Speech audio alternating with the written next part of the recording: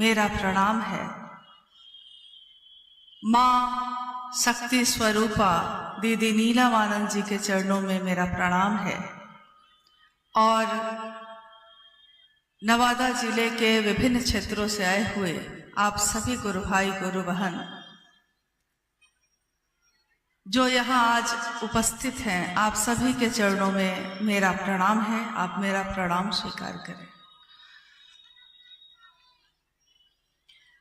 आज का ये दिन यानी 15 जनवरी 2024 हमारा सौभाग्य है कि अपने गुरु शिव के कार्य के वास्ते, कार्य के निमित्त आज यहाँ हम सब मिल रहे हैं एक दूसरे से। इससे बड़ा एक शिव के शिष्य के जीवन का न तो सौभाग्य हो सकता है, न उपहार हो सकता है। आज का ये दिन भारत देश में मकर संक्रांति के रूप में मनाया जाता है। ये आप जानते हैं। सामान्य बोलचाल की भाषा में हम कहते हैं दही चूरा का दिवस है ये, पतंग उड़ाने का दिवस है ये। यानी भारत में इस आज के दिन को कहीं पोंगल, कहीं लोहरी, अलग अलग नामों से पुकारा जाता है, लेकिन सारे जो दिवस है आज, उसके पीछे अर्थ एक ही है कि सूर्य जो है एक राशि से दूसरी राशि में जा रहा है और जिस राशि में आज वो जा रहा है उसके बाद जो आज दिवस मनाया जा रहा है उसके बारे में मैं कह रही हूं कि उत्तरायण हो रहा है। यानी सकारात्मक ऊर्जा की तरफ तीव्र गति से अब चल रहा है और जब सकारात्मक काल शुरू होता है तो एक मानव का जीवन और धरती की प्रत्येक रचना प्रभावित होती है। अब है कि ये तो हो गया आज के दिवस का। अभी मेरा एक सौभाग्य ही है, बहुत बड़ा है, कि आप सभी गुरु भाई गुरु बहनों ने जन्म दिवस की शुभकामना दी। जितना आभार, जितनी कृतज्ञता व्यक्त करूंगी कम होगा, लेकिन मुझको आज इस क्षण में वो पल याद आ गया जिस वर्ष, इससे पहले के वर्ष में 14 जनवरी को मनाया जाता था मकर संक्रांति। साहब उस समय रांची में रह रहे थे और साहब ने कहा कि एक बात बताइए, मेरा जन्म हुआ तो दीपावली मनी। माँ नीलम आनंद जी के लिए उन्होंने कहा कि भाई नीलम का जन्म हुआ तो नागपंचमी थी, आपका जन्म कौन विशेष दिन हुआ है जो लोग याद रखें? अभी मुझको याद आ गया है, लेकिन कोई बहुत विशेष दिन तो उस दिन है नहीं। 14 जनवरी को तो मकर संक्रांति होती है, लेकिन 15 जनवरी को तो कुछ भी नहीं होता।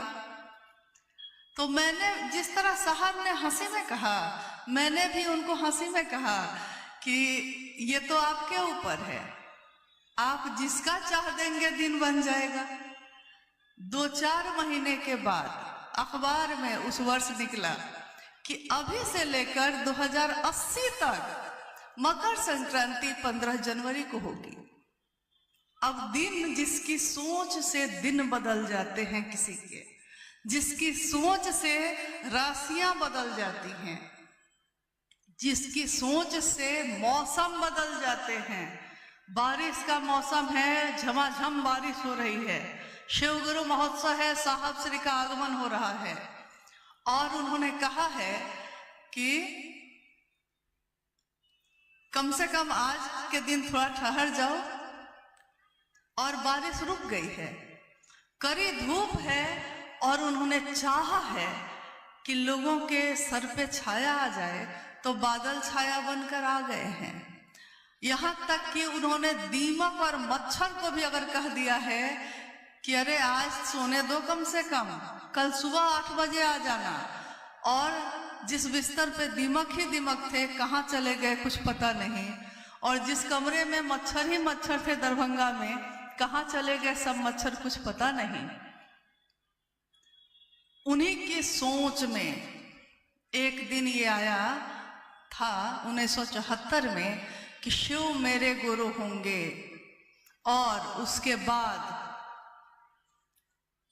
उनके मन ने सोचा कि मेरे गुरु शिव हैं, धरती के प्रत्येक मानव के भी गुरु शिव हों। सोच है बस, हम भी सोचते हैं, आप भी सोचते हैं, लोग भी सोचते हैं, लेकिन हमारी सोच में और उनकी सोच में कितना अंतर है, बस इतना ही समझ जाइएगा। हम सोचते हैं कुछ भी नहीं होता, वो सोचते हैं तो कायनात बदल जाती है। कभी मैंने पढ़ा था कि शरीरधारी शिव के शिष्य मच्छिंद्र नाथ के शिष्य थे गोरखनाथ। मच्छिंद्र नाथ के लिए घटना हुई कि मच्छिंद्र नाथ एकदम निंद्रा में दिन रात है और दरवाजे पे उनका शिष्य गोरक्षनाथ आते हैं और कहते हैं कि जाग मच्छिंद्र गोरख आया। शिष्य जगा रहा है अपने गुरु को और गुरु जाग जाते हैं। उस दिन जब साहब श्री हरिंद्रानंद जी ने शिव को अपना गुरु बनाया, उनके मन ने भी पुकारा, शिव तुम जागो, शिव तुम जागो। और जागे ही हो। लोग कहते हैं शिव तो सोए नहीं है, सही है, शिव तो सोए नहीं है, लेकिन अगर सारा जगत सोया है शिव के लिए, तो शिव तुम जाग कर भी क्या जागे हो? जो सबके हृदय में रहते हो उसमें तो जागो। और देखिए जिसकी सोच से क्या क्या नहीं बदल गया, जिसके विचार से क्या क्या नहीं बदल गया। आज हमारे आपके जैसे सामान्य से अति सामान्य लोगों के भी गुरु शिव हैं। हमारी कोई पात्रता नहीं, हमारी कोई योग्यता नहीं, हम लोगों ने कभी ग्रंथ नहीं पढ़े, हम लोगों ने कभी शास्त्र नहीं पढ़े, लेकिन तब भी हमारे गुरु शिव हो गए।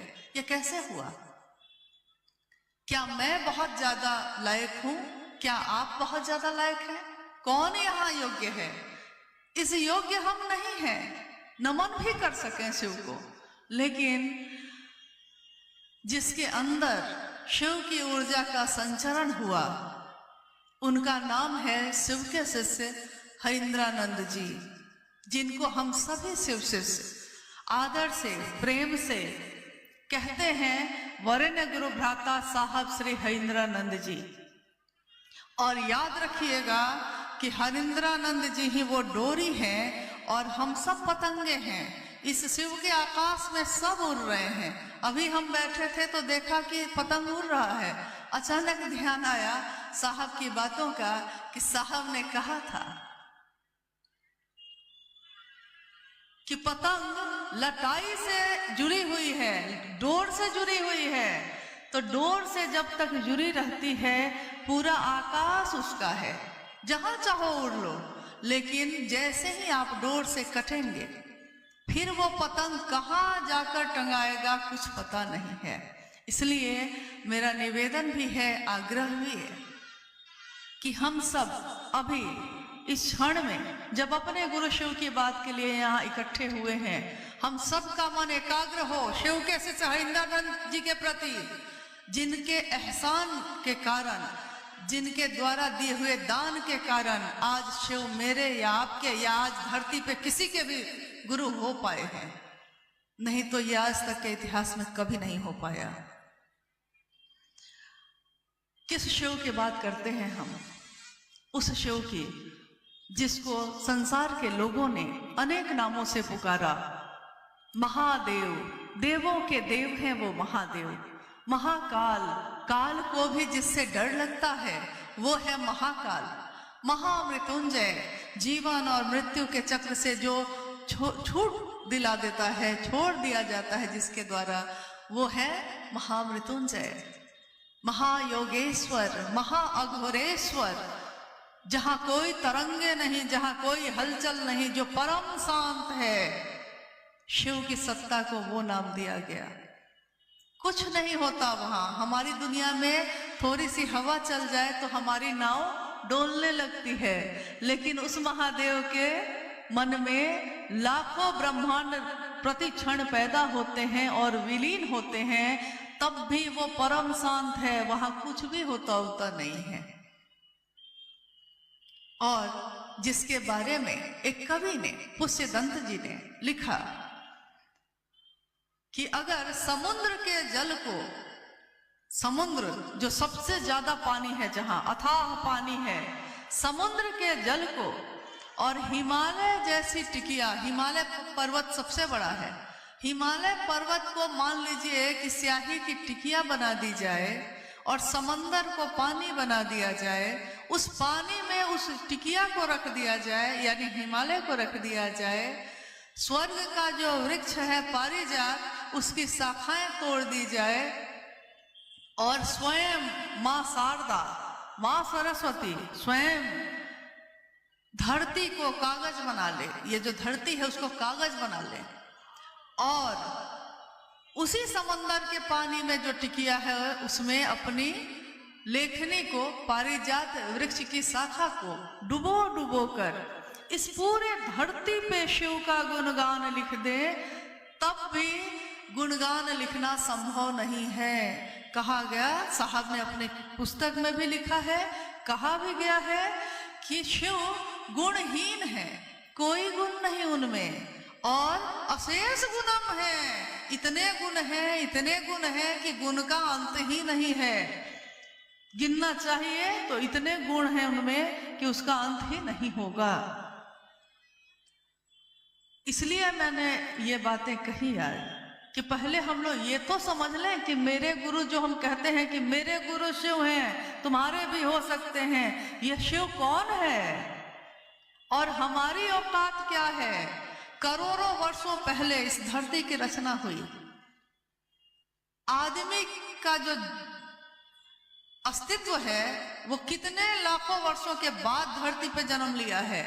इस ब्रह्मांड में मेरी आपकी कोई औकात नहीं, एक क्षण पे हमारा नियंत्रण नहीं है, हमारे ही मन पे, हमारे ही दिल पे कोई नियंत्रण नहीं है। मेरा दिल अगली बार आज जिसको प्रेम करता है, अगले ही पल उससे घृणा करता है, जिससे आज घृणा करता है अगले पल उससे प्रेम कर बैठता है। दिल तो मेरा ही है, लेकिन मेरा नियंत्रण अपने दिल पे भी नहीं है। मेरा ही दिमाग है, अगले क्षण में क्या सोचेगा आपको नहीं पता। अभी मैं पूछूं कि 1 मिनट के बाद आप क्या सोचने वाले हैं, आपको नहीं पता है, क्योंकि ये सारा नियंत्रण वहीं से चलता है जहां से हमने आपने जन्म लिया है। और उस परम सत्ता को, उस अक्षय स्रोत को नाम दिया धरती के लोगों ने शिव। सोच लीजिए, कल्पना भी जिसके बारे में हम नहीं कर सकते। अभी भाई शोभिंदर जी ने उस समय जब माल्यार्पण कर रहे थे हम लोग, उन्होंने कहा कि स्वागत है युग पुरुष तुम्हारा, तुमने जमीन पे गुरु शिव को उतारा। आप कल्पना करिए कि जिस शिव में इतनी ऊर्जा है, इतनी ऊर्जा है कि करोड़ों बिजलियां जिसका आहार है, चारों दिशाएं जिसका वस्त्र है, और जिसकी मात्र इच्छा में इतना बल है कि शिवेच्छा बलि ऐसी कहा गया, उस शिव को, उस अक्षय स्रोत को एक सामान्य दिखने वाला आदमी जो शरीर में हो इस धरती पे उतार कैसे सकता है? ये हुआ कैसे? ये तब तक नहीं हो सकता है जब तक स्वयं शिव ने ये इच्छा ना की हो। स्वयं शिव ने इच्छा करके अपनी ऊर्जा का संचरण उस मानव तन में नहीं किया हो, तब तक ये ऊर्जा धरती पे उतर ही नहीं सकती है। तो हम सिर्फ कल्पना करते हैं जब कि शिव कैसे हैं, या शिव ने जिनमें ऊर्जा उतारी है वो स्वयं साहब हरिंद्रानंद जी कैसे हैं, क्या ऊर्जा है उनकी, तो हमारा मन कांप जाता है, भय लगता है उनका नाम लेने में भी, उनकी बात करने में भी। लेकिन उन्होंने अपने आप को इतना नीचे किया, इतना सरल और सहज किया ताकि संसार में रहने वाले प्रत्येक मानव जीवन में वो शिव की शिष्यता को उतार सके। कितना सरल किया। एक डिप्टी कलेक्टर गाड़ियों से नीचे उतर गया और उसने बस क्या पहना है, लुंगी और गंजी और उस पे एक शर्ट, और वो भी शर्ट रोज नहीं धुलता है, खूंटी पे टांग दी जाती है। 3 दिन तक साहब वही शर्ट पहन रहे हैं। कहते हैं कि जो आता है, साहब हमेशा इस बात से चिढ़ते रहे। उन्होंने कहा कि ज्यादा अपना आव भाव में मत आइए, क्योंकि अगर आपके आव भाव के कारण कोई व्यक्ति आपके पास बैठकर शिव की बात नहीं सुन सका तो फिर आपका ये दिखावा धरा का धरा रह जाएगा। इसलिए हमेशा शिव के शिष्य को इतना सरल होना चाहिए, इतना सहज होना चाहिए ताकि हर व्यक्ति आपसे बात कर सके, हर व्यक्ति आपकी बात को सुनकर शिव की तरफ चल सके। ये स्वयं उन्होंने अपने जीवन से दिखाया। उनके जीवन में हमने देखा कि स्वयं में उन्होंने इतनी ऊर्जा को धारित किया है कि वो चाहे तो क्या नहीं होता है, होते देखा है हम लोगों ने। कितने लोग इसके चश्मदीद गवाह हैं कि जो उन्होंने चाहा है वो हुआ है, जो उन्होंने बदलना चाहा वो बदला है। लेकिन उसके बाद भी एक सामान्य पहाड़ और जंगल में रहने वाला व्यक्ति भी फटी हुई धोती पहनकर भी उनके पास आकर बैठा है, तो साहब और दीदी माँ नीलम आनंद जी ने इतने प्रेम से उसको सहारा दिया है कि वो निसंकोच, बिना संकोच के आके उनके गले से लग गया है। ये जगह कौन सी है? ये शिव के शिष्य की जो जगह है, ये कैसी जगह है? सदियों से सताए लोग यहाँ सीने से लगाए जाते हैं, दरबार में सच्चे शिव गुरु के दुख दर्द मिटाए जाते हैं। ये दुनिया दुख देती है, दर्द देती है, सताती है, और शिव के शिष्यता उन सारे दर्द और दुख और सताए जाने के दर्द पे मरहम लगाती है। तो हम सबको बहुत सजग ढंग से, बहुत ही गंभीरता से शिव की शिष्यता की बात करने की भी जरूरत है और समझने की भी जरूरत है। ये शिव की शिष्यता है, ये तमाशा नहीं है, ये तालीबाजी नहीं है, ये किसी लौकिक अपने सुख के लिए इसका उपयोग करने की पूरी तरह मनाही है, निषेध है। ये साहब ने अपनी चर्चाओं में कहा है, अपने पुस्तक आओ चले शिव की ओर में लिखा है कि ऊर्जा का संचरण, आध्यात्मिक ऊर्जा का संचरण अगर किसी के द्वारा हो रहा है तो उस व्यक्ति का अपने जीवन में उस आध्यात्मिक ऊर्जा का उपयोग खुद के जागतिक सुख के लिए करना निषेध है, मना है, नहीं कर सकते। यानी कि शिव शिष्यता का व्यापार हम नहीं कर सकते। मैं खुद अगुआ बन जाऊं, मैं खुद श्रेष्ठ बन जाऊं, मैं ही सब कुछ हूं, मैं यहाँ का मालिक हूं, यानी आप ये भी नहीं कर सकते। और जिस दिन हमारे, आपके या किसी के मन में ऐसी भावना जैसे ही जगती है, वैसे ही समझ लीजिए कि अब डोर पतंग से कटने वाली है। पतंग को सजग हो जाना चाहिए कि ये डोर न कट जाए। तो आइए हम बात करते हैं आज वारसलीगंज में जो आज शिवगुरु महोत्सव हो रहा है। इस महोत्सव का उद्देश्य न तो भीड़ जमा करना है और ना तो कोई दूसरी बात यहाँ से करनी है, क्योंकि ये गुरु का मंच है। साहब की वाणी को याद करिए, गुरु का मंच जो है उसका उपयोग सिर्फ गुरु की बात के लिए किया जाता है, और वो बात ये होनी चाहिए ताकि जो बोल रहा है उसका मन, जो सुनता है उसका मन, दोनों का मन शिव भाव से डूब जाए। शिव की चर्चा का उद्देश्य भी यही होता है, शिव शिष्यों का इहलौकिक उद्देश्य भी यही होता है। और आज का ये जो मौसम है, सुबह से तो काफी ठंड थी और अभी देखिए धूप निकल आई है। ये किसके इच्छा का प्रतिफल है? मन जाने या ना जाने आभास तो हो ही जाता है, क्योंकि यहाँ कार्यक्रम हो ये भी इच्छा शिव के शिष्य हरिंद्रानंद साहब की थी। ये मेरी इच्छा नहीं, ये आपकी इच्छा नहीं, या यहाँ के जो आयोजक हैं उनकी इच्छा नहीं। उन्होंने स्वयं कहा था कि वारसलीगंज में कार्यक्रम होना चाहिए, तो हो रहा है। उन्होंने जो जो कहा है, चाहे वो 4 साल बाद हो, लेकिन वो बात होती जरूर है, घटित जरूर होती है। जो चीज आज असंभव लगती है, जो कि ये कार्यक्रम तो असंभव नहीं है, ये तो होते ही रहते हैं, लेकिन पहला जब कार्यक्रम साहब ने किया था तो 13 लोग थे उस कार्यक्रम में। उन 13 लोगों में भी 2 तो साहब दीदी स्वयं थे, 3 उनके बच्चे थे, तो 5 तो यही हो गए। इसके अलावा जो कुछ गुरुभाई थे उस समय के, प्रारंभिक समय के, बस उन 13 लोगों के साथ साहब ने गढ़बरवारी के उस शमशान में नितांत अकेले सन्नाटे में कहा कि आज जो 13 लोग हैं, आने वाले समय में 13 करोड़ होंगे। किसी ने उनकी बात का विश्वास नहीं किया। उन्होंने कहा कि यहाँ तो 13 आदमी भी बड़ा मुश्किल से बैठ पाए हैं और साहब कह रहे हैं कि 13 करोड़ होंगे, ये कैसे होगा? किसी के विचार में, किसी के कल्पना में ये सारी चीजें उसी समय बन चुकी थी।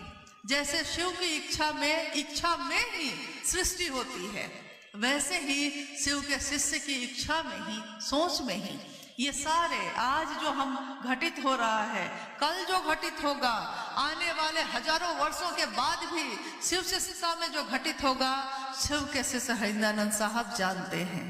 हम जाने या ना जाने, आप जाने या ना जाने।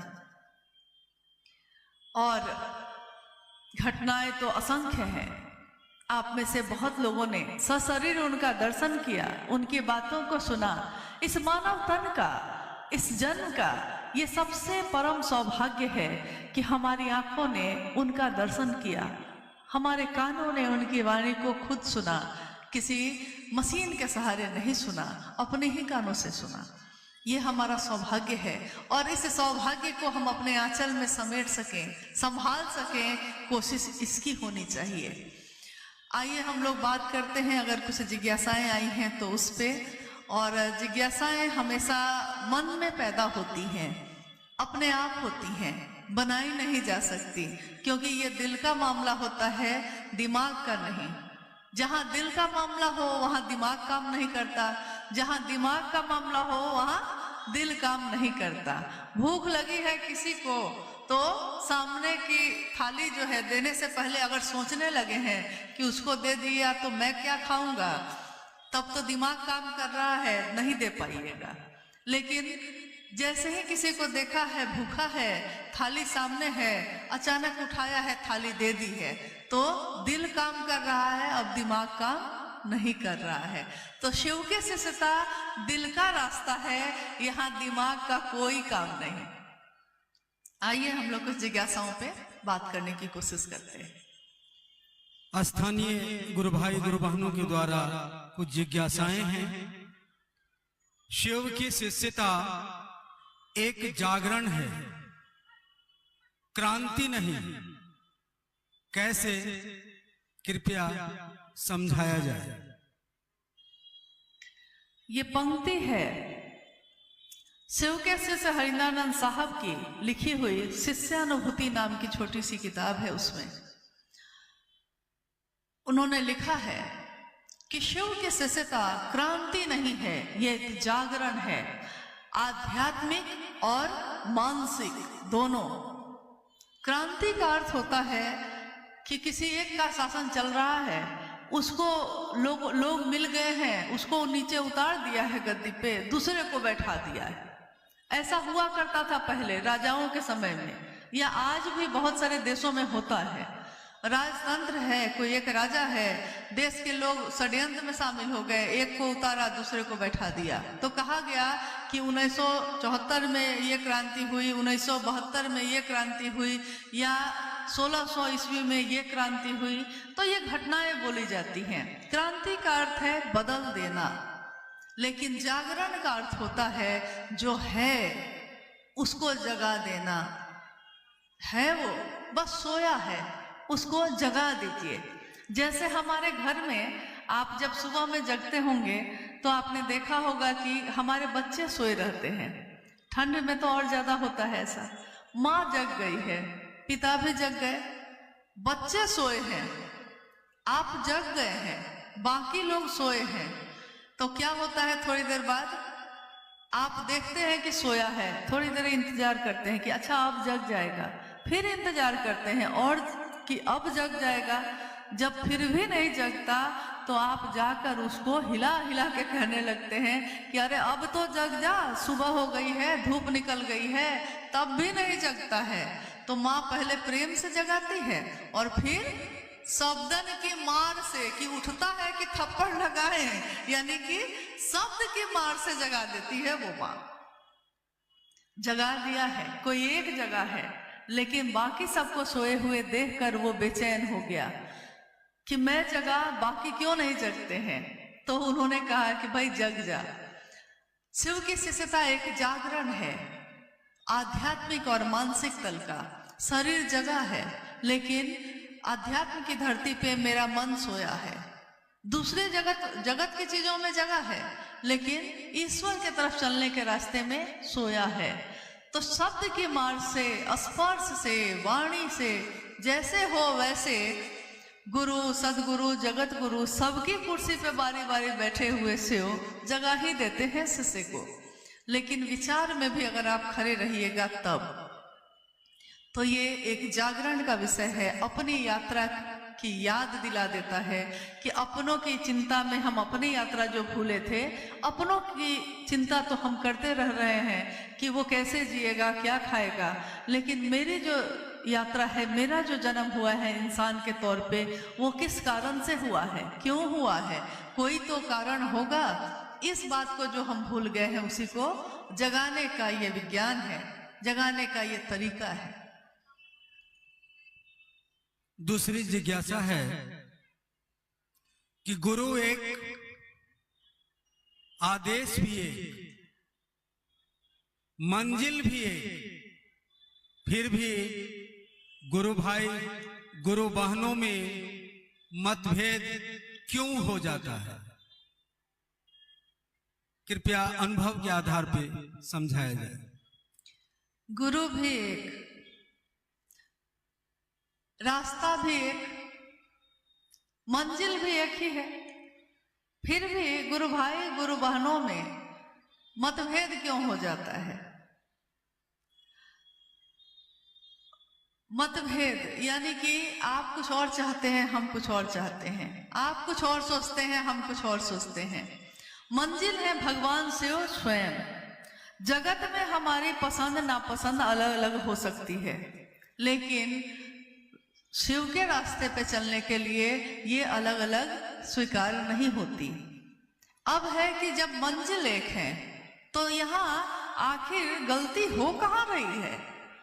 ये मतभेद हो रहे हैं, इसका अर्थ है कि कहीं कुछ भूल हो रही है।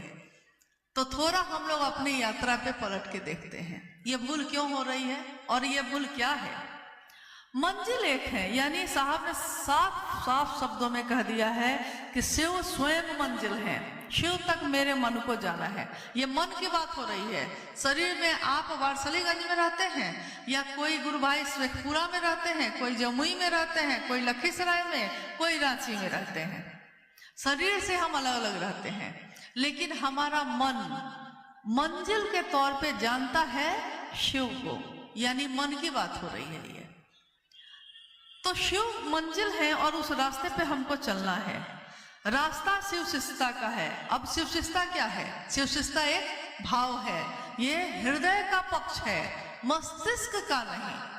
हृदय का पक्ष जो होता है वो सीधे करता है, सोचता नहीं है, कर डालता है, सोचता बाद में है। तो तीनों सूत्र के बारे में साहब ने कहा कि तीनों सूत्र जो है साधन है, यानी आप इसको पकड़ के इसके सहारे महादेव तक पहुंच सकते हैं, मंजिल तक पहुंच सकते हैं। ये साधन क्या है? पहला सूत्र मन ही मन, ये कहना भूल हमसे कहाँ हो रही है, इसके लिए आइए पहले शुरुआत से शुरू करते हैं। जिस दिन हमारे नाम की घोषणा होती है, किसी ने घोषणा की है, आज से, अभी से इस गुरु भाई ने, इस व्यक्ति ने शिव को अपना गुरु बनाया है, इसके नाम की सूचना शिव के अंतरिक्ष साम्राज्य को प्रेषित की जाती है। और कृपया ये दर्ज हो, सूचना दर्ज हो अंतरिक्ष साम्राज्य में, और कहते हैं हम लोग जागा जागा महादेव, ये घोषणा है, यानी एक ध्वनि है, एक शब्द है, बोला जा रहा है। लेकिन ये विचार तुरंत दिमाग में पैदा होता है, विचार दिमाग में ही पैदा होता है। लेकिन जैसे ही हम दूसरा सूत्र पे आते हैं, दूसरे सूत्र की बात करते हैं, और पहले सूत्र में ही जब हम कहते हैं कि हे शिव आप मेरे गुरु हैं, मैं आपका शिष्य हूँ, मुझ शिष्य पर दया कर दीजिए, तो उस शब्द के साथ ही हमारा मन जुड़ जाता है कि हे शिव आप कौन है? आप दुनिया के हैं, सार्वजनिक हैं, सबके हैं, ईश्वर हैं, महेश्वर हैं, पता नहीं क्या क्या आप हैं, लेकिन आप मेरे हैं। अब मन समझ रहा है मेरा, और उसके बाद कहता है कि मैं आपका हूं। अब आप जो कहेंगे वो मैं सुनूंगा, वो मैं करूंगा। यानी शिष्य का मतलब ही होता है जो गुरु के आदेश अनुसार चलने योग्य हो, जो गुरु के अनुशासन में रहने योग्य हो। मुझ शिष्य पर दया कर दीजिए। भूल क्या होती है? मुझ शिष्य पर मैं किसी की बेटी हूं, किसी की पत्नी, किसी की मां, किसी की बहन, किसी की मित्र। लेकिन मैं क्या कह रही हूं? अभी हम बोल क्या रहे हैं? हम बोल रहे हैं कि मुझ शिष्य पर दया करिए।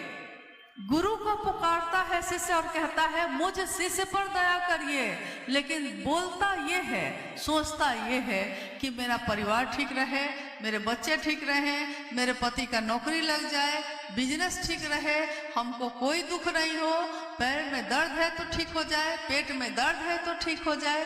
देखिए, बोल रहे हैं शिष्य पर दया करिए, और जैसे ही शिष्य पे दया होनी शुरू हुई है कि शिष्य ने पाला बदल दिया। उसने कहा कि अब मेरा परिवार आ गया, मेरा कहा था शिव को मेरा, बोल रहे हैं शिव को मेरा, और सोच रहे हैं ये है मेरा, बोली में है। यानी तो बोली से जिस दिन हमारे दिल में ये प्रवेश कर जाएगा तो मामला तो वहीं पे ठीक हो जाएगा।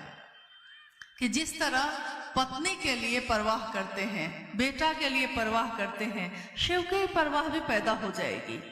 दूसरे सूत्र में साहब ने कहा कि शिव की चर्चा के पीछे आपका एकमात्र उद्देश्य होता है कि स्वयं भी शिव के शिष्य बने और दूसरों को भी प्रेरित कर सकिए।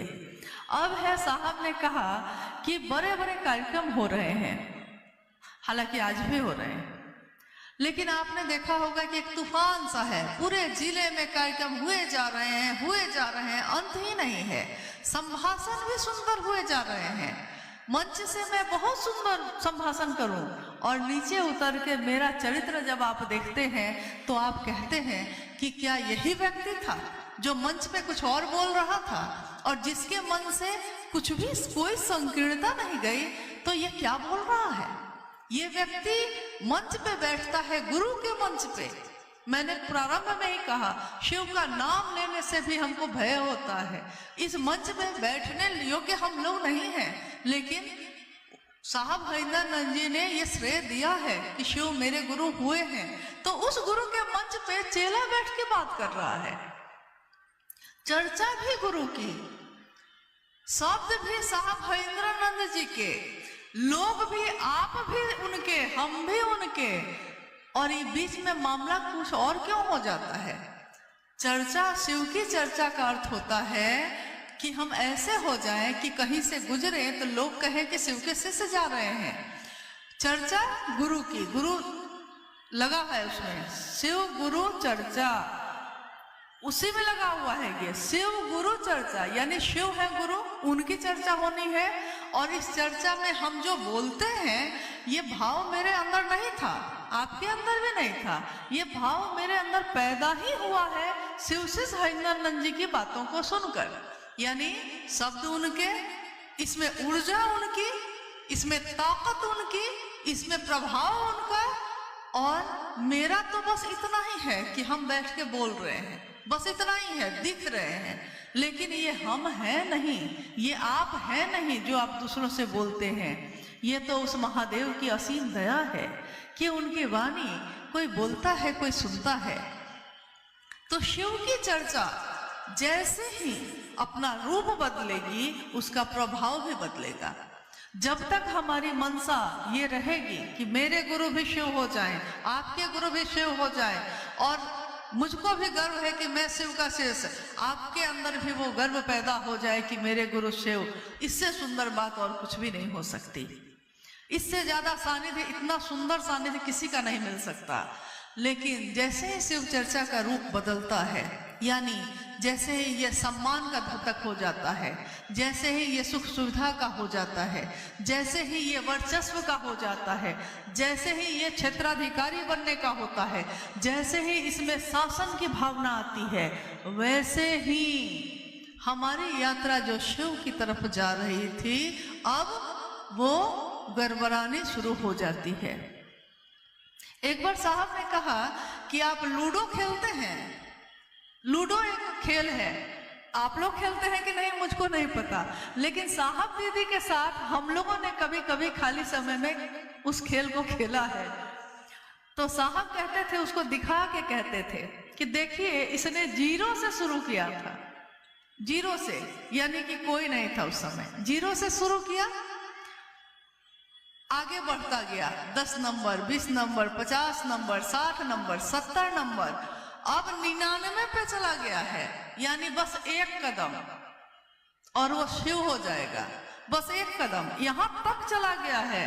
लेकिन वहीं पे ये जितनी चीजें अभी मैंने कही, उसमें से कोई भी अगर काट लिया ना, कोई भी अगर इसको डस लिया, तो 99 से सीधे 0 पे आ जाता है। बस एक कदम ही तो बचा था।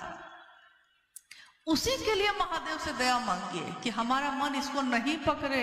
ये मन है तो बड़ा बेचैन, बड़ा शैतान, पकड़ता है इन चीजों को, लेकिन हमारा मन इन चीजों को ना पकड़ सके, इसकी दया उस शिव से मांगिए। हे शिव, मुझ शिष्य पर दया करिए कि मैं हमेशा सदैव आपके अनुशासन में रहूं, जो आपने चाहा है वो करूं, जो दूसरे चाहते हैं वो मुझको नहीं करना, मुझको वो करना है जो मेरे गुरु शिव ने कहा है। और मेरे गुरु शिव ने सीधे सीधे मुझको नहीं कहा था, उन्होंने सहारा लिया था एक मानव तन का, और वो मानव तन अगर हम आप इतने ही काबिल थे तो हमारा क्यों नहीं लिया? क्यों साहब हरिनंदन जी के शरीर का सहारा लिया? क्योंकि ऊर्जा को जो संभाल सकता है, ऊर्जा हमेशा उसी का सहारा लेती है पास करने के लिए। इस माइक में भी करंट है, बल्ब जो जल रहा है उसमें भी करंट है, तार में भी करंट है, लेकिन 440 वोल्ट जब आता है वोल्टेज, तो वो ट्रांसफार्मर ही संभाल सकता है। पतली पतली तार उसको नहीं संभाल सकती, जल जाएगी। इसलिए ऊर्जा जो असीम है, ज्ञान के निधि अगम है, वो उनकी ऊर्जा जब उतरती है धरती पे, तो ऐसे का सहारा लेती है जिसको इस दुनिया के लोग सुन सके, देख सके, और तब निराकार की तरफ चल सके। क्योंकि हम जो हैं, हमारे 5 ज्ञानेंद्रियां जब काम करेंगी तब ना हम शिव की तरफ चल सकेंगे, सीधे शून्य में हमारा मन नहीं जाता। तो उसका सहारा लिया। शिव की चर्चा का रूप हमेशा, चाहे हम एक से करें शिव की चर्चा तब, चाहे लाखों से करें तब, न हमारा मन बदलना चाहिए, न हमारा मनसा वाचा कर्मणा, न मन न वचन न कर्म। शिव के शिष्यों का मनसा वाचा कर्मणा सब एक होना चाहिए। समाज में एक उदाहरण पेश होता है कि जो शिव की बात करते हैं, देखिए कितना सुंदर चरित्र है। शिव को तो लोगों ने विष भी दिया था ना। समुद्र का मंथन हो रहा है, समुद्र के मंथन से कितनी चीजें निकली। कथा है कि माँ लक्ष्मी भी उसी में से निकली, पारिजात का वृक्ष भी उसी में से निकला, कामधेनु गाय भी निकली, बहुत सारी चीजें निकली। जब तक अच्छी अच्छी चीजें निकली सबने बांट ली, लेकिन उसके बाद मंथन होते होते होते होते हलाहल निकला, यानी कालकूट विष। विष का नाम ही रख दिया गया कालकूट। इतना जहर उसमें, इतना जहर कि उसके कारण हवाओं में जो जहरीलापन आ रहा था, उससे लोग मूर्छित होकर गिरने लगे। देवता राक्षस सब मूर्छित होकर गिरने लगे, सब दौड़े महादेव के पास। कथा है ये। महादेव के पास चले गए और सबने निवेदन किया कि अगर आप नहीं संभालेंगे तो कोई यहाँ जीवित नहीं बचेगा। एक ऐसा जहर। और कथा है कि महादेव ने अपनी अंजूरी में उस हलाहल को बड़ा सहज ढंग से लिया और पी लिया, कंठ में ही रख लिया तो नीलकंठ हो गए। सोचिए जमाने ने उनके साथ क्या किया, लेकिन शिव का गुण क्या है? शिव का गुण ये है कि उनको मिला जहर, लेकिन उन्होंने क्या दिया सबको? अमृत। शिव ने सबको अमृत दिया है। तो चाहे मेरे साथ जमाना जो करे, लेकिन मैंने जिस दिन कहा है कि शिव मेरे गुरु हैं, तो मेरा यानी एक शिव के शिष्य का विचार या उसका बर्ताव या उसकी बोली दूसरों के लिए हमेशा प्रेमपूर्ण होनी चाहिए। अमृत। और एक दिन जो आपने दिया है जमाने को, जमाना आपको वही लौटाएगा। ये है साहब श्री की वाणी। उन्होंने कहा है ये भव समंदर है, ये भवसागर है, ये जीवन। और इस जीवन के समंदर में आप चप्पल फेंकिएगा तो चप्पल ही वापस आएगा, प्रेम दीजिएगा तो प्रेम ही वापस आएगा, शिव दीजिएगा तो शिव ही वापस आएगा। इसलिए हमेशा शिव की चर्चाओं में शिव को देने, शिव को लेने की बात करिए। इसके अलावा अगर कोई लौकिक कामना शामिल होगी तो इसका क्षमा जिसे कर सके न तुम भी, महादेव भी जिसको क्षमा ना कर सके, हे महादेव हमसे कोई वैसी भूल ना हो जाए जिसकी क्षमा शिव के पास भी नहीं होगी। क्योंकि अगर मेरे किसी कृत्य से कोई शिव की तरफ चलने से रुक गया तो इसकी क्षमा तो शिव भी नहीं करेंगे। तीसरे सूत्र में यानी शिव को नमन करने की बात कही गई है। शिव को नमन भी तो मेरा मन ही करेगा, ये भी मन ही होता है, मन ही करता है किसी को प्रणाम। इसका प्रयास करिए, नमः शिवाय से कर सकते हैं। साहब के जीवन में सबसे पहले शिव को गुरु बनाने के बाद सबसे पहले नमः सांसों के साथ आया और शिवाय सांसों के साथ उतर गया। यानी नमः आया और शिवाय उतर गया, बस इतना ही हुआ। उन्होंने भी उतना ही दिया लोगों को जितना उनके गुरु शिव ने उनको दिया था, न कम न ज्यादा। उन्होंने कहा मेरे गुरु शिव ने जो भी मुझको कहा है, जो भी दिया है, वो मैंने सबको बांट दिया, सबको दे दिया।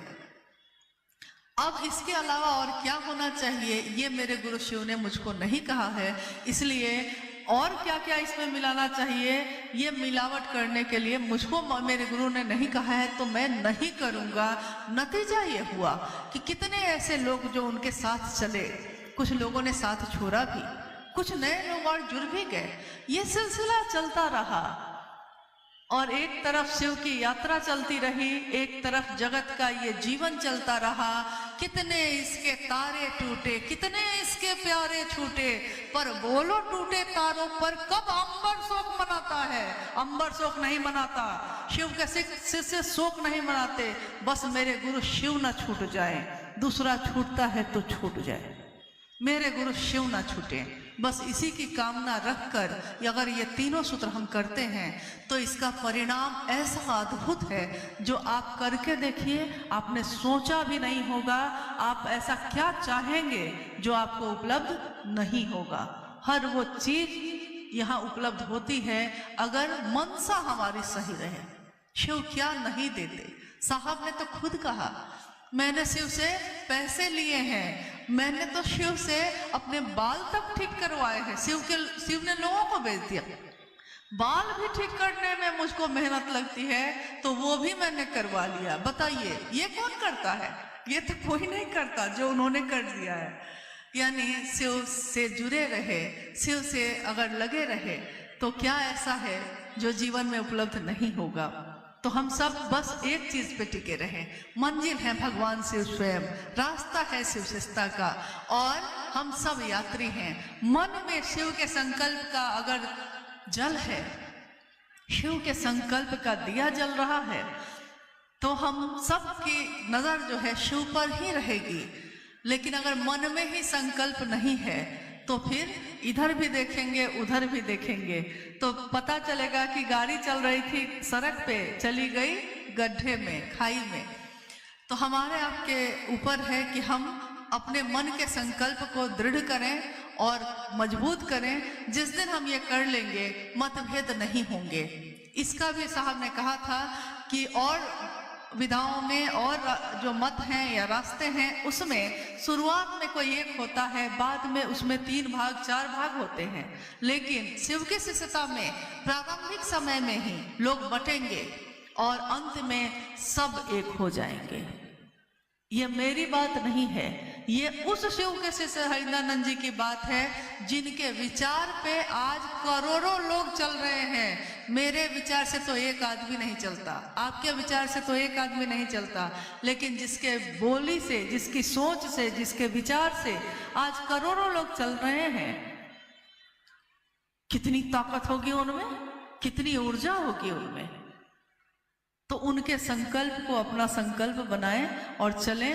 जिस दिन हम ऐसा कर लेंगे कोई मतभेद नहीं, कोई वैचारिक मतभेद नहीं होगा।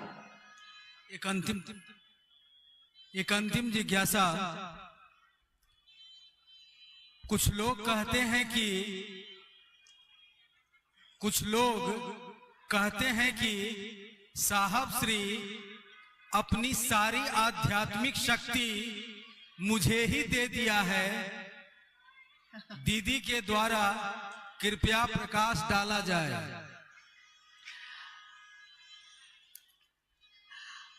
आप में से जिज्ञासा आपने सुनी है? अगर नहीं सुनी है तो फिर से बोल देते हैं। जिज्ञासा है कि कुछ लोग कहते हैं कि साहब ने शिवलीन होने से पहले, यानी शरीर को जब छोड़ा है तो उससे पहले अपनी आध्यात्मिक ऊर्जा का संचरण मुझ में कर दिया है। कुछ लोग कहते हैं कर दिया है, यही ना? हाँ, आप में से कितने लोगों ने, चूंकि मुझको लगता है कि सब तो गुरु भाई गुरु बहन ही है हमारे, कितने लोगों ने आओ चले शिव की ओर जो पुस्तक है वो पढ़ी है? कृपया हाथ उठाइए। कितने लोगों ने पढ़ी है? इतने लोगों ने, तो लगभग सबने पढ़ी है। फिर से घर जाकर उसको गौर से पढ़िएगा। उसमें 201 या 2 है, एक पन्ने पे आओ चले शिव की ओर किताब का अंतिम जो आलेख है, वो भी, उसका भी आलेख का शीर्षक जो है वो है आओ चले शिव की ओर। मेरा निवेदन है कि थोड़ा हलचल आप लोग शांत कर लीजिए, क्योंकि अब बस 10 मिनट भी नहीं होंगे, हम भी जाएंगे, आप भी जाइएगा। और इस बात का वास्ता हमसे भी है, आपसे भी है, इसलिए इसको सुन लीजिएगा गौर से, ताकि कम से कम आगे की यात्रा तो ठीक से करें हम लोग। अब सुनिए, उसमें साहब ने लिखा है कि जब माँ नीलमानंद जी शिवलीन हुई थी 17 जून 2005 को, माँ नीलमानंद जब शिवलीन हुई, उस समय कुछ लोगों ने पूरे अभियान चलाकर ये बात लोगों में स्थापित की कि माँ नीलमानंद जी ने शिवलीन होने से पहले अपनी आध्यात्मिक ऊर्जा उनके अंदर ही आहरित कर दी है, यानी डाल दी है। ये साहब ने खुद लिखा है आओ चले शिव की ओर में, लेकिन जो कि पूरी तरह मिथ्या था, ऐसा नहीं हो सकता। इसी को उन्होंने अगली पंक्ति में स्पष्ट किया है। उन्होंने कहा है कि हमें याद रखना चाहिए कि आध्यात्मिक ऊर्जा का संचरण गुरु स्वयं करते हैं और कोई शिष्य नहीं कर सकता, और अपने जागतिक लालसा के लिए तो ये हो ही नहीं सकता। अब रही बात, साहब हरिनानंद जी ने अपनी आध्यात्मिक शक्ति का संचरण कुछ लोगों में कर दिया है। हम लोगों की भेंट तो नहीं हुई, लेकिन मुझको आश्चर्य है कि वैसे लोग अभी इतनी ऊर्जा को बर्दाश्त कैसे कर पाए, क्योंकि अभी अभी मैंने कहा है कि उस शिव की ऊर्जा जिस मानव तन का सहारा लेकर उतरती है, वो मानव तन होता है जो इसको संभाल सकेगा। हम आप अगर इतने लायक थे तो ये बात हम लोगों ने साहब के शरीर में रहते हुए ही क्यों नहीं कह दी थी कि साहब आपने जो आध्यात्मिक शक्ति मुझको दी है अभी ही लोगों को बता देते हैं। आश्चर्यजनक ढंग से ये बातें तब शुरू हुई जब साहब शिवलीन हुए। लोगों को लगा कि अब साहब नहीं हैं, लेकिन हम लोगों ने इतनी ज्यादा उनकी उपस्थिति महसूस की है। हम लोगों मतलब सिर्फ मैंने नहीं, मैंने कहा हम लोगों ने, हर उस शिव शिष्य ने उनकी उपस्थिति महसूस की है जिसने उनको मन से पुकारा है। हर उस शिव शिष्य के यहाँ वो गए, हर उस शिव शिष्य से मिले, यहाँ तक कि लोगों ने कहा कि भोजन भी किया है। तो ये तो असंख्य घटनाएं हुई हैं, यानी कि उन सभी असंख्य लोगों के अंदर साहब ने ये बात डाली होगी। और साहब ने डाली तो है ही, लेकिन हर व्यक्ति के अंदर, और किसी एक व्यक्ति के शरीर को चुन के नहीं, उनकी सारी ऊर्जा इसी विचार में है कि शिव मेरे गुरु हैं। जो इस विचार को अपनाएगा, साहब हरिंदर जी की आध्यात्मिक ऊर्जा का संचरण तीव्र गति से उसके मन के अंदर होता है। प्रत्येक व्यक्ति जो इसको स्वीकार करेगा, जिसने इसको सुना है, जिसने इसको माना है, हर व्यक्ति के अंदर उन्हीं की ऊर्जा चल रही है। और कौन है यहाँ? हाँ, ये है कि हम लोग पहचान सके वैसे लोगों को जो हमें गुमराह करते हैं, जो हमें भटकाते हैं। तो अब भटकाने के लिए मुझको नहीं लगता कि शिव के शिष्य इतने, शब्द मूर्ख तो नहीं बोलना चाहिए, इतने मूर्ख तो नहीं होते। वो तो बस मूर्ख होने का दिखावा करते हैं। वो बस दिखावा करते हैं कि हम सर झुका के जो बैठे हैं, आपकी बात जो सुन रहे हैं और बहुत अच्छे तरीके से आपकी बात को समझ भी रहे हैं कि जिस साहब ने, जिस शिव के शिष्य ने कभी अपनी स्थापना नहीं की, कभी लोगों से ये नहीं कहा कि मुझसे मिलना जरूरी है, जिस साहब ने कभी ये नहीं चाहा कि महादेव की तस्वीर के बगल में उनकी तस्वीर लगे, लेकिन आज लगाई है हमने। जान लीजिए कि क्यों लगाई है, इसके पीछे भी कहानी है। मां नीलम आनंद उस समय शरीर में थी। कितने जगह के गुरु भाई गुरुबान, पुराने गुरु भाई कुछ बैठे भी हैं। लोग जब शिव गुरु महोत्सव के लिए आते थे तो वो कहते थे कि साहब आपकी और दीदी की तस्वीर हम लगाना चाहते हैं। और साहब कहते कि मैंने शिव की स्थापना की बात की है, मेरी तस्वीर क्यों लगाओगे? लेकिन लोग निवेदन करते रहे और साहब मना करते रहे। जब दीदी मां नीलम आनंद जी शिवलीन हुई और ये हवा उठी कि हाँ दीदी ने मुझको दे दी शक्ति, दीदी ने मुझको दे दी शक्ति, तो साहब ने कहा यार अब नीलम शरीर में नहीं है, उनकी तस्वीर लगा सकते हो विवश होकर, ताकि एक ही जगह जुड़े रहिए भाई। अब देखिए उसके बाद भी कुछ समय और गुजरा। कुछ जगह पे शिव गुरु महोत्सव का आयोजन हुआ। आयोजकों ने साहब से निवेदन किया कि साहब महादेव की तस्वीर के साथ आपका और दीदी का भी तस्वीर बैनर पे लगाना चाहते हैं। साहब ने स्पष्ट शब्दों में मना कर दिया। उन्होंने कहा कि नहीं, मेरी तस्वीर क्यों लगेगी, लोग महादेव को देखेंगे, मुझको क्यों देखेंगे, मना कर दिया। और जब साहब स्वयं उस जिले में शिव गुरु महोत्सव में भाग लेने के लिए गए, तो उस जिले में प्रवेश द्वार पे जो बैनर लगा था, उस बैनर पे महादेव की तस्वीर थी, मां नीलम आनंद जी की तस्वीर थी, और जो वहां के मुख्य आयोजक थे उसी गुरु भाई की तस्वीर लगी थी।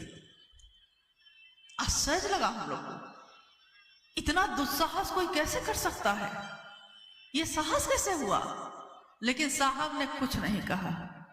फिर कुछ समय बीता, फिर एक जगह आयोजन में जितने आयोजक थे, फिर उन सब में से लगभग 10 लोगों की तस्वीर उस बैनर पे थी।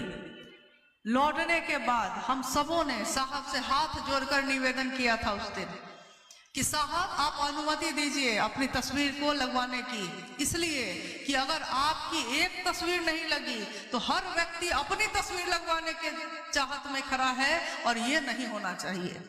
इसलिए विवश होकर उस दिन भी साहब ने इसकी अनुमति दी कि ठीक है, आज से महादेव के साथ साहब दीदी की तस्वीर भी लगेगी। हम लोगों के कानों तक ये आवाज भी पहुंची साहब के शिवलिंग होने के बाद, हालांकि जिज्ञासा में ये नहीं है। ये आवाज भी पहुंची कि लोग कहते हैं कि जब अब साहब और दीदी जीवन में नहीं है, शरीर में नहीं है, तो उनकी तस्वीर क्यों लगनी चाहिए। और मैं शिव के शिष्या पूछती हूँ कि उनकी तस्वीर नहीं तो किसकी तस्वीर लगनी चाहिए? महादेव की नहीं, महादेव के शिष्य की नहीं तो किसकी? जो हम लोग इस यात्रा में हैं उनकी तस्वीर लगनी चाहिए। और ये नहीं होगा। हाँ, तस्वीरें माध्यम होती हैं, शिव की तस्वीर माध्यम होती है शिव तक पहुंचने का। शिव नहीं होती, लेकिन शिव की छाया होती है, तो हमारे लिए नमन के योग्य है। साहब मन से मिलते हैं, दीदी माँ मन से मिलते हैं, तस्वीरों से नहीं मिलते। लेकिन उनकी तस्वीर ना लगाएंगे तो नतीजा तो ये हो रहा है कि हर व्यक्ति अपनी तस्वीर लगा रहा है। क्या उसकी शरीर की मौत नहीं होगी? तब किसकी तस्वीर लगेगी? इसका अंत नहीं होगा। इसलिए यहीं पे अंत कर दिया जाए कि बस एक तस्वीर लगेगी साहब की, एक तस्वीर लगेगी माँ नीलमानंद जी की, और मेरे गुरु शिव की तो लगेगी ही लगेगी। क्योंकि भारत देश शिव की पूजा करता है, शिव को अपने दिल में धारण करता है, और शिव की शिष्यता हम सबको नमन के योग्य बनाती है। जो शिव के लिए झुकेगा वो सबके आगे झुकेगा। सबके आगे मतलब कौन? सोचना होगा ना, सबके आगे मतलब कौन? अगर आपके झुकने से रिश्ते बच जाए, कहीं पढ़ा था मैंने, आपके झुकने से कोई रिश्ता अगर बच जाता है तो आपको झुकना चाहिए। लेकिन अगर बार बार आप ही को झुकना चाहिए तो आपको रुकना चाहिए। और शिव के लिए झुकने वाला सबके आगे झुकेगा। जो उनके गले में नाग है वो उसके लिए भी झुकेगा। जो उनके बगल में खड़ा है बसहा उसके लिए भी झुकेगा। जो उनके पुत्र हैं उनके लिए भी झुकेगा। जो उनकी सवारी है उसके लिए भी झुकेगा। वो ये नहीं सोचता कि एक शेर है और एक चूहा है, हम शेर के आगे झुकेंगे, चूहा के सामने नहीं झुकेंगे, ये नहीं सोचता। शिव भाव की परिधि में जो है वो सबके आगे झुकता है। लेकिन कब? जब वो शिव भाव में दिखता है तब, जब वो शिव के गले में धारण किए हुए है तब, जब वो शिव की सवारी बना हुआ है तब। लेकिन जिसने शिव को ही छोड़ने का सोच लिया हो उसके आगे क्या करेंगे हम? इसलिए इसमें बहुत नहीं पढ़ने की जरूरत है। हमको पढ़ने की जरूरत बस इतनी है कि साहब हरिंद्रानंद जी को न भूल जाए हम। क्योंकि इतनी कथाएं आजकल चल रही हैं शिव चर्चाओं में, हर व्यक्ति अपनी ही कथा कह रहा है।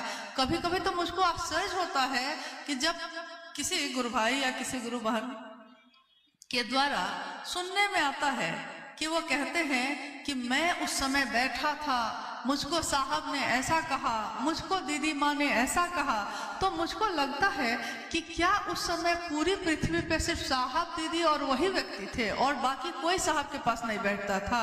और क्या दीदी माँ ने सिर्फ एक ही व्यक्ति को अपनी सारी ममता दे दी है, हम लोगों को और आप लोग को किसी को नहीं दिया है?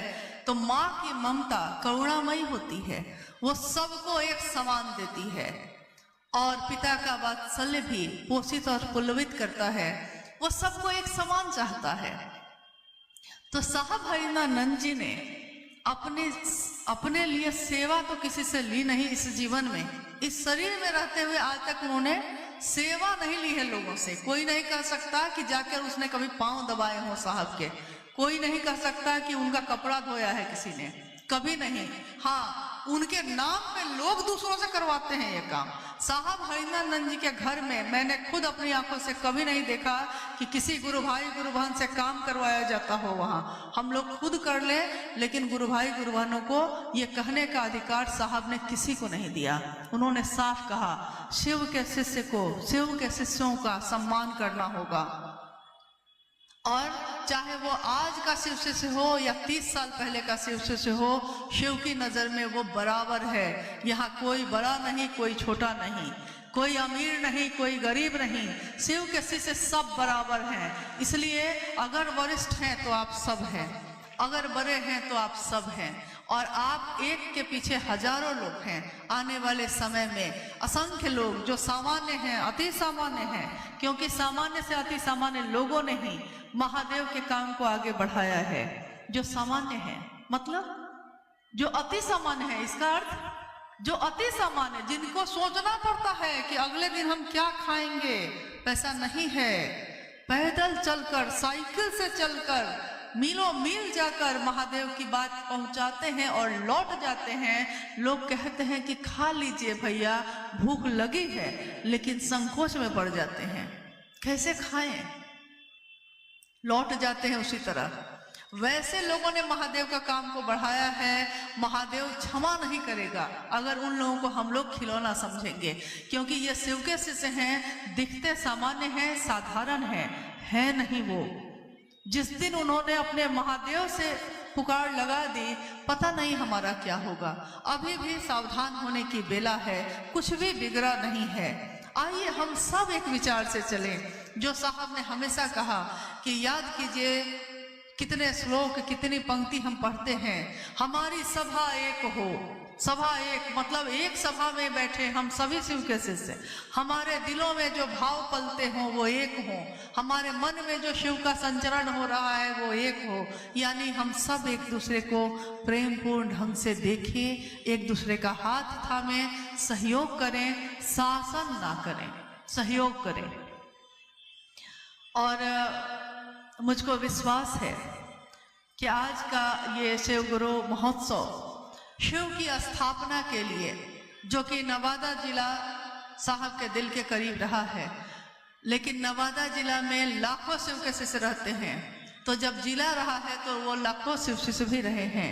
अपने साहब दीदी का ध्यान कीजिए, अपनी यात्रा पे ध्यान दीजिए और आगे बढ़िए। शिव प्रतीक्षा कर रहे हैं और हम लोग किन किन के पीछे घूम रहे हैं। अरे हमारे शिव प्रतीक्षा कर रहे हैं आपकी, तो महादेव को, अपने मन को उस महादेव तक ले जाइए। कहते हैं ना, जो साहब ने हमेशा कहा कि अरे भाई चमचाई ही करना है, तो सबसे जो ऊपर बैठा है उसकी करो, चमचा ही बनना है। तो जैसे मैं खुद शिव तक तो अभी तक भी पहुंच पाई हूं कि नहीं पता नहीं, लेकिन जितना ही साहब तक पहुंचा तो मुझको लगता था कि जो वो चाहे मैं वही करूं, बस उसके अलावा कुछ भी नहीं। तो अनुभव बैठे हैं, इन्होंने मेरा नाम रख दिया था बेलचा।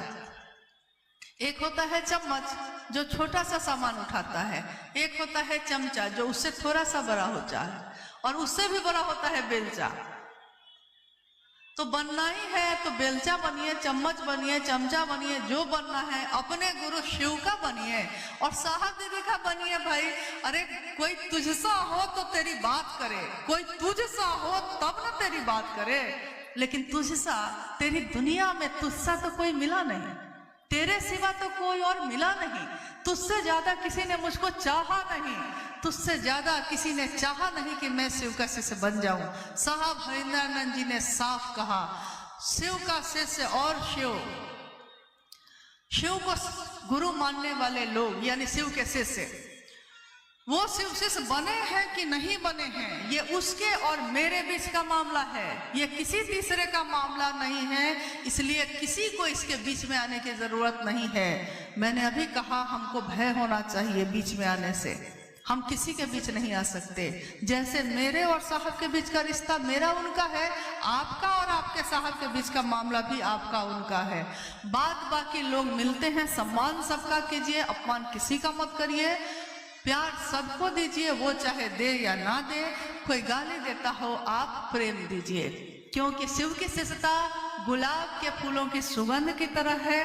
कांटों पे चढ़ के वो गुलाब खिला जरूर है, कांटों को दुनिया नहीं देखती, दुनिया गुलाब को देखती है, शिव की शिष्यता को देखती है। शिव की शिष्यता के फूलों में सुगंध है, सुवासित है, और ऐसी सुगंध है जो दुनिया को भी सुवासित करती है।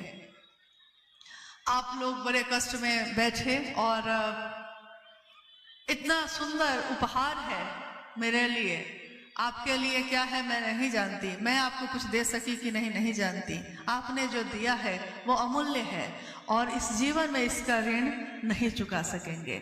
आप सभी के चरणों में प्रणाम।